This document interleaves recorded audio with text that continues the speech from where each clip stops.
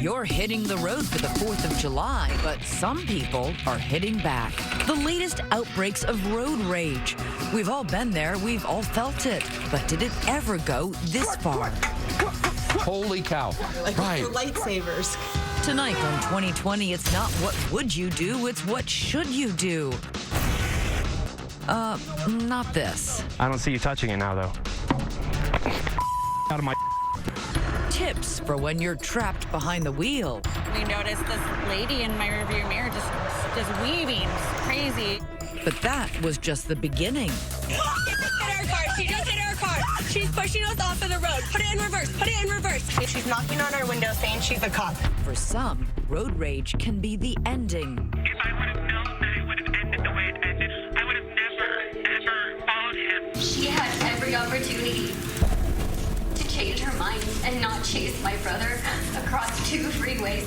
In just the last 24 hours, a new assault with 2 deadly weapons, a car and a gun. A man in the red pickup truck pulled out a gun and shot her in the head. They were jostling for position. A promising young life cut short. This is now a murder case.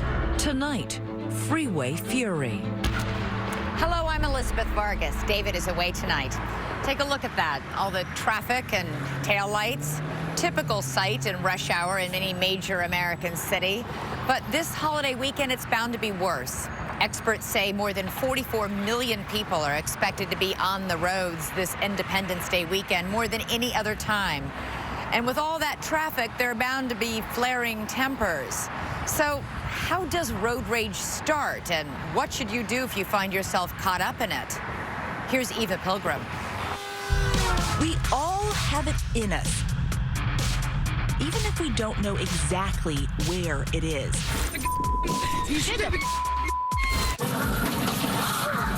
A limit, a breaking point, a dark place where civilization ends and animal instinct takes over. And there may be no faster way to get there than right here on the roadways of America at the intersection of velocity and violence. Oh, we have 2 victims here. You've seen the stories leading your local news Another case of road rage. and polluting YouTube. What feels like a daily diet of road rage reports. Just last week, this shocking video of an incident on a California freeway leading to a multi-car crash. Call 911, Chris. Nearly half of all drivers surveyed have experienced some form of road rage. Here in Denver, the mile-high city, drivers have hit new lows. Local officials reporting deadly traffic crashes have been slowly creeping up for several years. We know you're fed up. So are we. We came to see for ourselves. It didn't take long for us to find it. Rocky Mountain Rage. Golly, that guy. He was like almost in our lane. You want reasons? Look around. The city's rush hour turns freeways into ant farms. A stop-and-go sea of brake lights. Yeah, it's not moving up there. What typically should be a 30-minute commute can take nearly an hour and a half, enough to turn any driver into a ticking time bomb. I was surprised at how bad the traffic is in Denver. It's heavy, it's crowded, and it's aggressive. Captain Jeff Goodwin of the Colorado State Patrol is fighting the uphill battle against an army of hot-tempered motorists. Don't touch me. There is that group of individuals that get up helter-skelter every morning. They're never on time.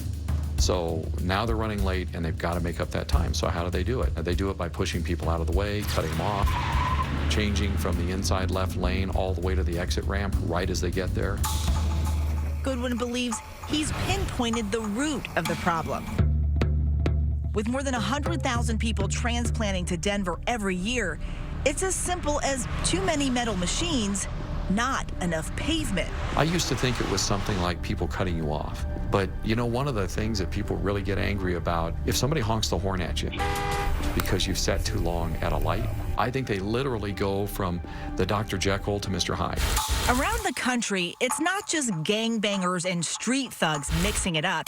It could be any of us. Take a look at these guys in business attire doing the WWE SmackDown.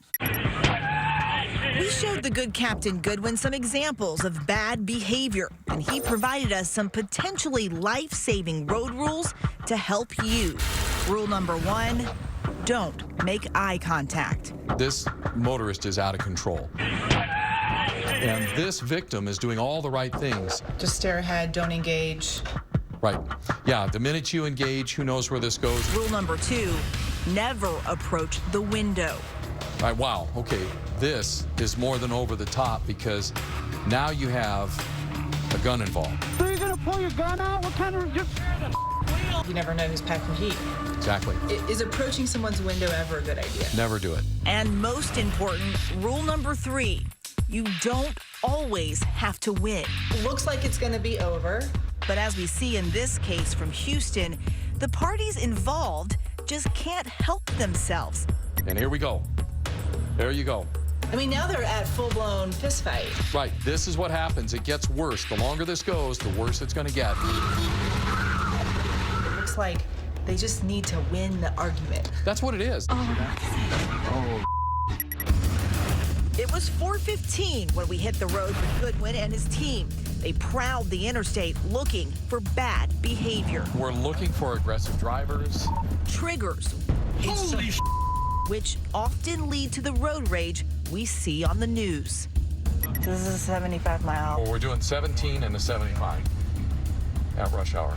I got a lady who was texting if you want to pull her over. Within minutes, Goodwin's team has spotted a common breed, a texter at the wheel. Goodwin says distracted driving, the #1 offense that sends drivers into road rage. And how does that end up leading to road rage?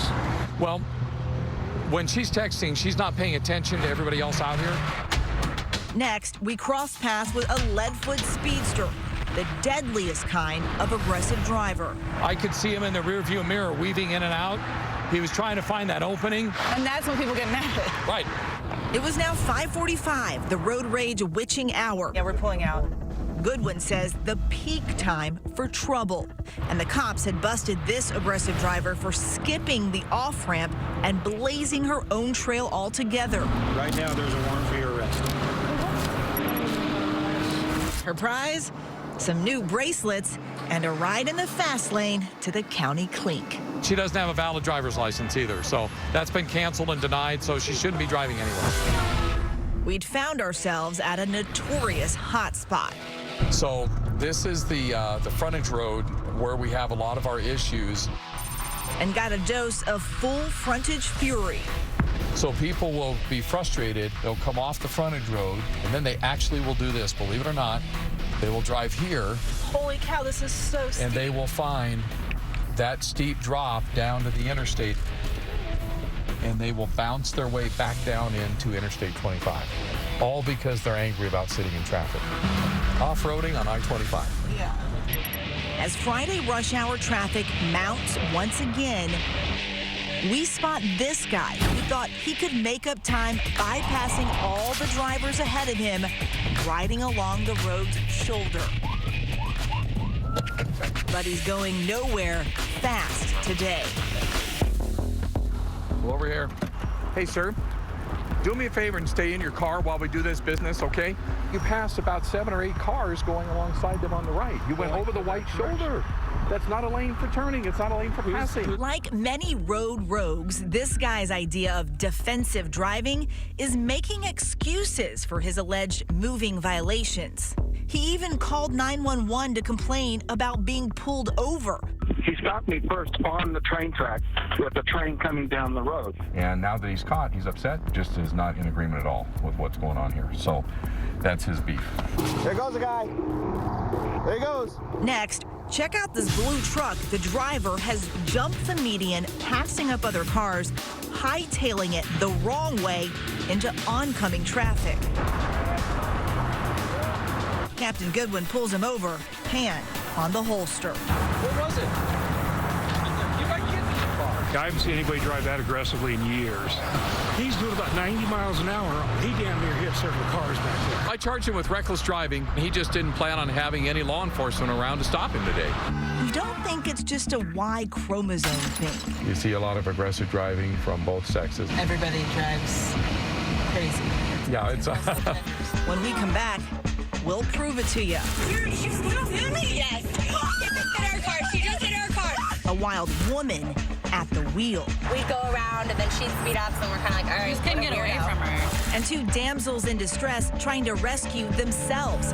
Highway horror show when Freeway Fury continues. Now, 2020 continues with Freeway Fury. Here's Nick Watt.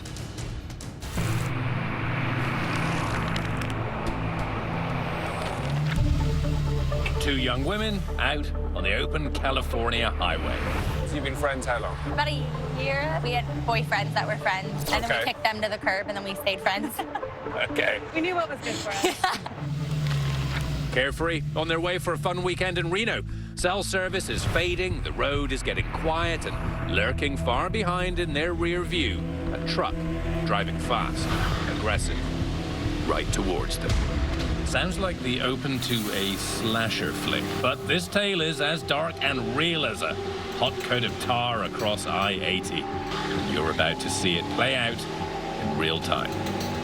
Meet Vanessa and Delaney. Vanessa, a student and waitress. Delaney, a former Miss California contestant, now also a waitress. The duo just looking to let off some service industry steam. Looking forward to us drinking and not serving drinks. We weren't in a bad mood. We were by no means in a hurry. That wasn't us that day. I jumped in Vanessa's car and we headed north to unspool the rest of our tale. We saw her in the rearview mirror cutting between cars. I would say that was trouble, but I didn't think we personally were in trouble. Then Delaney broke a cardinal rule of road rage prevention, flipping the bird. At what point did you flip her the bird? After it had been going on for, I'd say, a good 10 minutes. In life in general, are you like a flipping off type of person? No, I'm normally really calm. Did you want to strangle me? I'm guilty of that too, of flipping off drivers, but you would never expect it to escalate the way that it did, you know? Actually, experts say that's exactly what you can expect. You never know who you're flipping off and where their head is at. When you add a little finger into that, maybe the one finger salute, that creates crazy in a heartbeat. Whether it was Delaney's salty salute or not, the truck inexplicably began to try and push Vanessa off the road. That's when Delaney starts filming her homemade horror flick. Like, I almost want to stop and pull over at an exit. No, because then she'll get out of the car. Dude, I don't know what to do. She's in the slow lane next to me and just starts pushing me, like coming into my lane and pushing me into the shoulder of the fast lane to the point where I have nowhere else to go and I have to come to a complete stop in the middle of the highway. Delaney calls 911, but reception is bad. Finally, Summer Barton answers their lifeline. Do you remember what you thought when Delaney first called in? Okay, this one's real. Like, this is serious. Just drive. Just keep driving. I know. Just keep driving as well as you can. You're fine. I promise. Hi, we have a really bad emergency on Highway 80. We have a vehicle that has been following us, telling us that she's a cop and keeps trying to tell us to pull over, and she's swerving us off the road. She keeps trying to hit us off the road. I'm freaking out. Dude, she's gonna hit me. Yes. She just hit our car. She just hit our car. She's pushing us off of the road. Yeah, she's pushing us off the road. She's coming for us. Put it in reverse. Put it in reverse, Vanessa. Put it in reverse. Suddenly, this woman jumps out of the truck and runs to Delaney's window. She's in a Explorer. It's a Ford Explorer. It's a sport track. It's silver. She's saying that she's a cop. She's knocking on our window saying she's a cop. Go ahead and go. Go. Summer listens in, reminding Delaney of that crucial rule: avoid eye contact. It's scary when you hear what's going on. The hardest thing was looking straight forward, talking to the 911 operator, saying she's pounding on my window and I don't know what to do. And we both said later, like, what if she had a gun? Turns out the California woman with this Richter scale rage issue was a Deirdre Orozco, that badge from her job at a senior living facility. The closest thing Orozco ever came to being in law enforcement, she was once a bail bond agent. And I'll bet you a new set of rims, you won't guess where she just come from. She'd literally just been out of jail for hours before attacking us.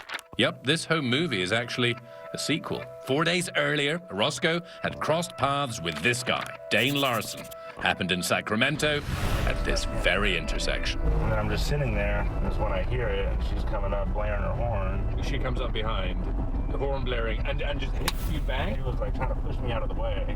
Uh-huh. That's like that. Exactly. Orozco ended up parked on the lawn of a house a mile or two away. And she was going crazy. Now she's been released on bail and back on the attack, hauling a wide load of anger management issues in that 2-ton truck. Dude, she's so forgiving. She hit us. Okay. Your main goal is to figure out where they are. It says next right fuel. Summer knows that just down the road from that gas station is this CHP outpost. She tells the women to exit out the gas station and hopes the police can intercept. You're her lifeline. Mm-hmm. How does that make you feel? Responsible. You know, for her safety. Okay, there's an officer right now with us. Okay. Yeah, okay, thank you so much, ma'am. Bye-bye. This is where it happened. And today, we've arranged a little surprise. And these are the officers who were there. I'm not crying. Just a little bit. No. Can you like, thank you, is it for that? Aww, I'm sorry that you had to deal with her. Oh my goodness. I will never forget you yelling, get in the car. Thank you. You're welcome. And we're not done yet with the surprises. This lady is Summer, Hi. who you were talking to on the phone. Hi. Thank you. Deirdre Orozco was arrested there and then. Here she is in court, ready for some more demolition derby. Did she go easily? Oh, she, I wouldn't say that. I wouldn't say easily. She was kind of feisty. Orozco ultimately pleaded no contest to charges of assault with a deadly weapon, her truck, and making threats to commit a crime resulting in death in both cases. Whatever's the most expeditious way, that's what I want to do. Sentenced to 925 days in county jail and 5 years probation. Orozco declined our offer of an interview. Did you make it to Reno? We did make it to Reno. Shook it up. It wasn't quite the girls' weekend you had in mind. Didn't start out on the right foot so well. To review, aside from flipping the bird, these women did everything right. They avoided eye contact, remained in the car, and called the cops. It worked out well. But there are those who'd rather play policemen themselves. When we come back, wild ride with Colorado's own fur-capped road avenger. Out of my... Law enforcement says he's a vigilante.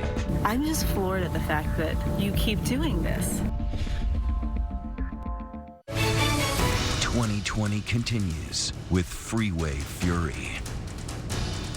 When it comes to road warriors, it seems cars and motorcycles are natural-born enemies. When push comes to shove, literally, some people take the law into their own hands. In fact, one of the most infamous showdowns took place just a few blocks from here. Here's Eva Pilgrim. Most motorcycle versus car clashes start when, in biker's mind at least, the bigger vehicle doesn't demonstrate due respect. You see right there, he actually taps a biker who appears to have brake checked him a little bit. The notorious 2013 on New York's Henrickson Parkway was no exception. You see it, he stopped. The car's over here. All of these bikes around it. He's trying to get through, and he pushes. You see him. The driver of this SUV fleeing, he says, out of fear, running over a biker, leading to this chaotic chase. I mean, that's the worst case scenario. You act out, you're in fear of your life. You're going to get out of there, but then they're going to get you. And so this mentality develops among all these bikers, and you clearly see they're going to get you. He's got his wife and his baby inside. Unbelievable.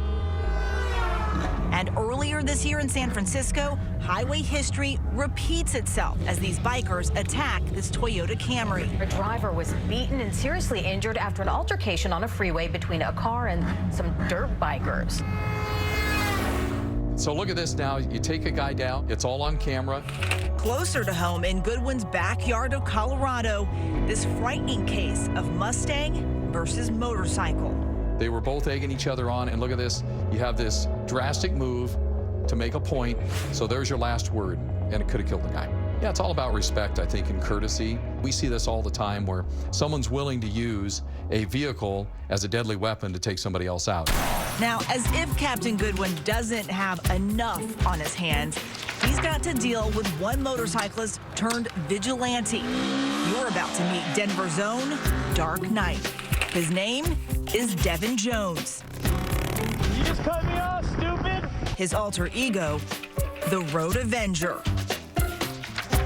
It's kind of a crazy outfit. Yeah, I look ridiculous. Do you think you're a superhero?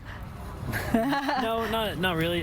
Jones may not cop to it, but these YouTube videos tell another story. The story of a man, his motorcycle, and helmet cam. A vlogger obsessed with publicly shaming anyone he perceives as a roadside wrongdoer. These videos and his 125,000 YouTube subscribers are how he pieces together a paycheck. Here's a man Devin says was guilty of a trifecta of transgressions: grazing behind the wheel, surfing while driving, and running a stop sign. I know you feel really cool, but you should put the salad and your phone down. Most people only go with one. I mean, what's the logic here? There's no logic. I call him an agitator because he doesn't need to do this. A little self-righteous, you think? I think so, absolutely. Phone down. But as far as Devin's concerned, the cops can be road hazards too.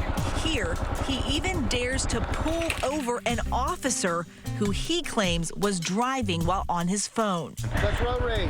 No, I was honking because you're on your phone and I needed you to get off so that we could travel smoother. You stopped me specifically for doing my job. I didn't want to talk to you. I just wanted you off your phone. Where does this come from, this motivation to confront perceived roadside dangers? From years of experience on even deadlier highways. I joined the Army in 2006 when I was 17 as a combat engineer, deployed to Iraq and to Afghanistan doing IED route clearance. That's a pretty dangerous job. Yes, it's pretty much the most dangerous job. And now, 11 years later, Do you feel like you're still doing that? I didn't until you pointed that out. recently just taken to handing out business cards so people can view themselves later on YouTube. In this instance, he confronts a man who he says wouldn't let him change lanes. Here you go. You'll see yourself on here later. Okay. The card is not well received. He feels like it's his duty to let them know they did something wrong in traffic. You're on camera, stupid! You're on camera, stupid!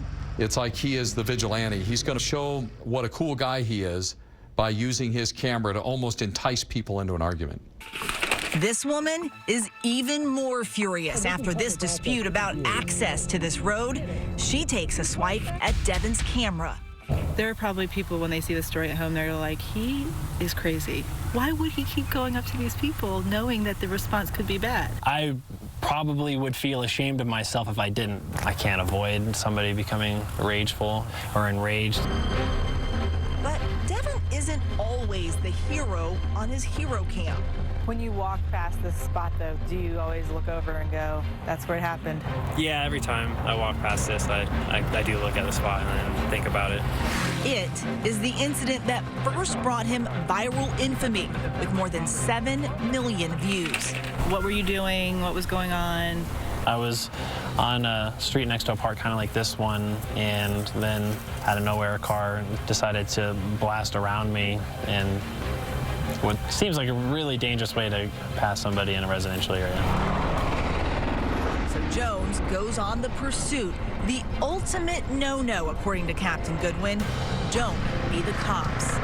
So my first question is, Eva, why? Why was that important? It's not. How you doing? How you doing?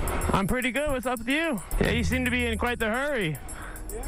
Why are you driving like that? That may sound like an innocent question, but no one is innocent here. And now you have somebody who's agitated. There you go. He's a man. He's a big girl. If there's an inner voice calling for restraint, Devin ignores it. Do not touch my stuff one more time, because I'm going to defend my property. What? Like a... I don't see you touching it now, though. What's up? out of my face. I get a feeling that the motorcycle rider felt like this was completely justified. And I'm telling you right now, it's not, people. This isn't justification. This is our job. How do you feel about that video? I think it ended terribly. It's a source of shame for myself. Yeah, you seem to be in quite the hurry. Why not just blow him off and don't confront him? There you go. There was obviously some sort of primitive something going on in my mind. Come on. I thought you were a big tough guy. You drive like a big tough girl. You don't even watch it, do you? I'm stupid. You drive? It's just like two morons grunting at each other. I'm in my parking space. But after all that macho chest beating, both men refuse to press charges. What have you learned? Have you learned anything? I've learned that I'm not as in control of myself as I once thought I was. And I need to think about what I'm doing a few more times before I do it. Would you do it again, like that? I don't know. Back off of A me. disturbing thought. The righteous ragers are out there tonight. And when we come back, blind rage turns to roadside homicide. If I would have known that it would have ended the way it ended, I would have never, ever followed him. Stay with us.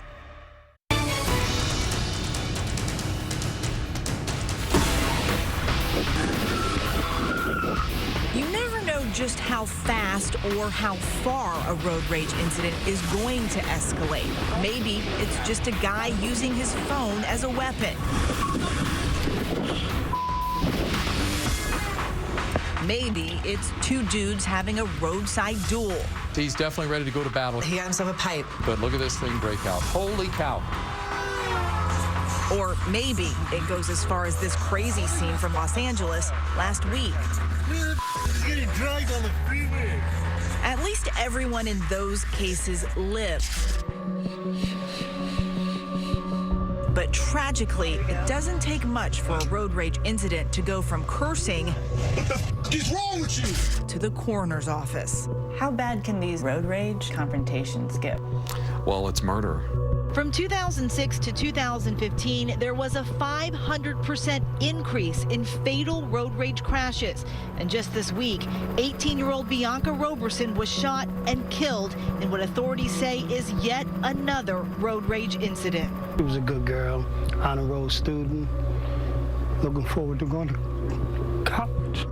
And a man in the red pickup truck pulled out a gun and shot her in the head, killing her. Tonight, that suspected shooter is still at large. While in Southern California, another road rage killer is behind bars, wrestling with her regret. If I would have known that it would have ended the way it ended, I would have never, ever followed him. Earlier this year, Darla Jackson, a 27-year-old mother with no prior arrest, was sentenced to 6 years in prison after pleading guilty to the voluntary manslaughter of Navy officer Zach Bube. I'm going to commit you to the Department of Corrections, Ms. Jackson, for the middle term of 6 years for the reasons I've stated. The encounter between the two escalated when Bube drove up alongside her on his red motorcycle and kicked the side of her car, leaving a dent and a shoe print. She couldn't believe that he had done it, decided to follow him to get the license plate. Once again, the decision to pursue would end badly. Another motorist captured a few seconds of Jackson's high-speed chase on video, and shortly after this clip cut off, disaster struck. What happens is he slows down. The driver doesn't react fast enough to that to gauge how much he's slowing down. So her nose of her car literally rolls up onto the back wheel of the motorcycle. These photos tell the rest of the tale. The two vehicles become one, skidding together for 315 feet before they became dislodged. Bube hit the ground, and Darla Jackson ran him over. She had every opportunity to change her mind and not chase my brother across 2 freeways.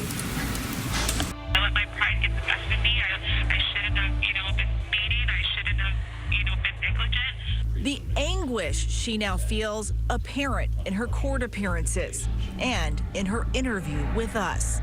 My daughter doesn't have her mother and not for a very long time. It turned out terribly for everyone involved. So I deeply regret what happened.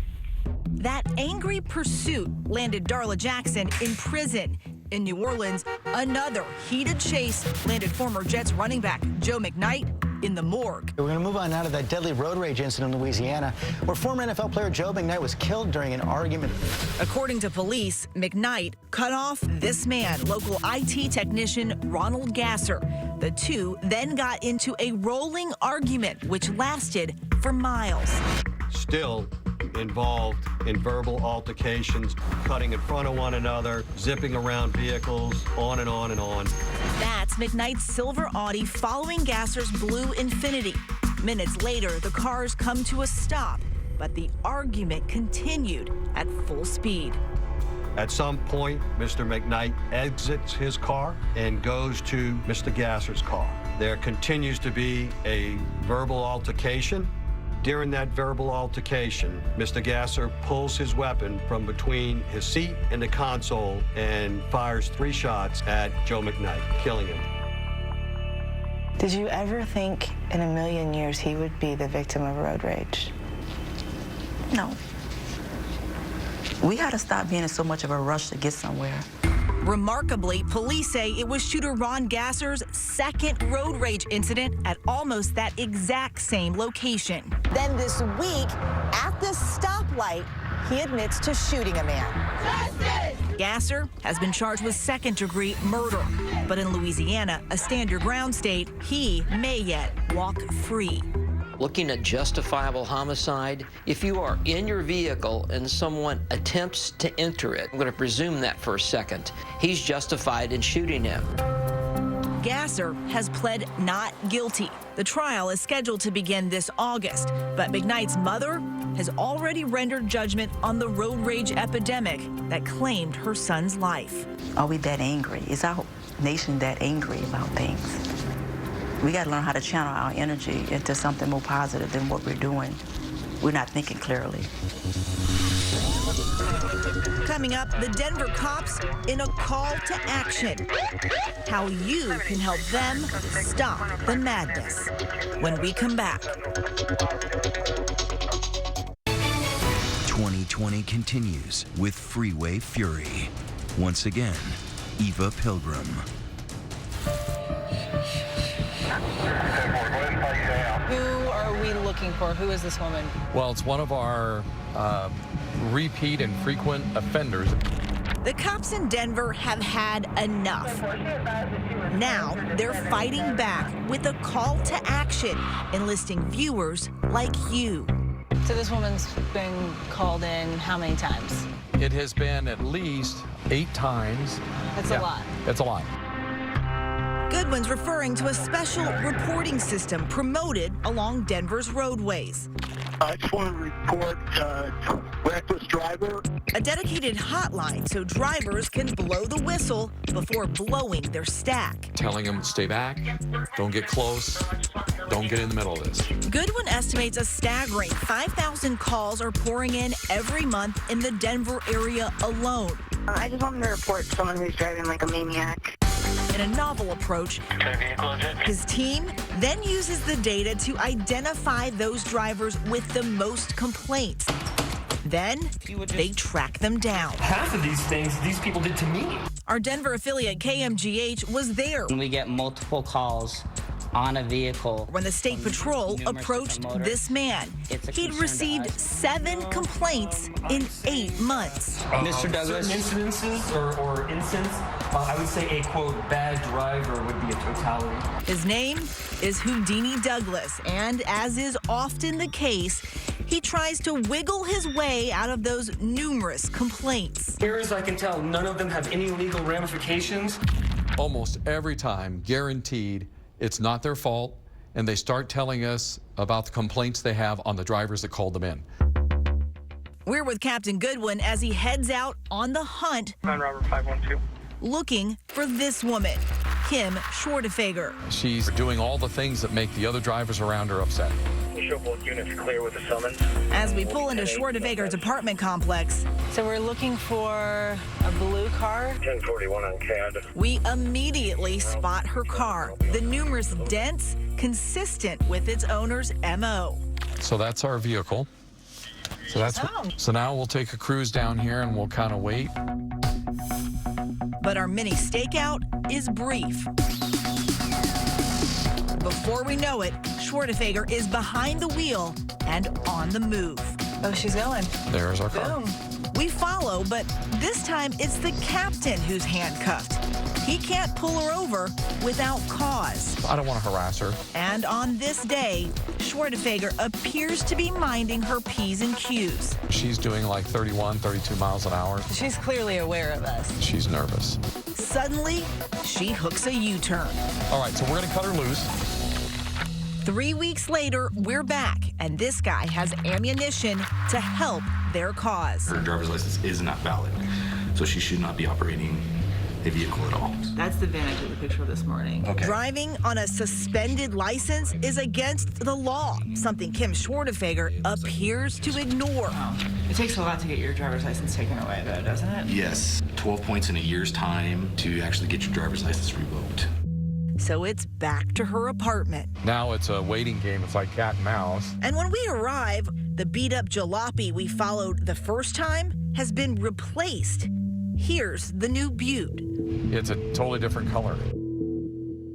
Right. I'll probably go back out to 85 and see if I can get her. The next day, in the driving snow, we track her new wheels to the restaurant where she works. We have found the car and we're just going to go verify that license plate. In a word, busted. So our car is just to the west of us over that tree, and there's a fence. And it's parked in the very back corner that you can park. The men head inside to confront their quarry. But will Schwarzenegger come out in cuffs? How'd it go? Well, she thinks that people were calling her in because she was texting and driving. So she openly admitted to that. She knows there's issues with her license. She gets a break and a stern warning.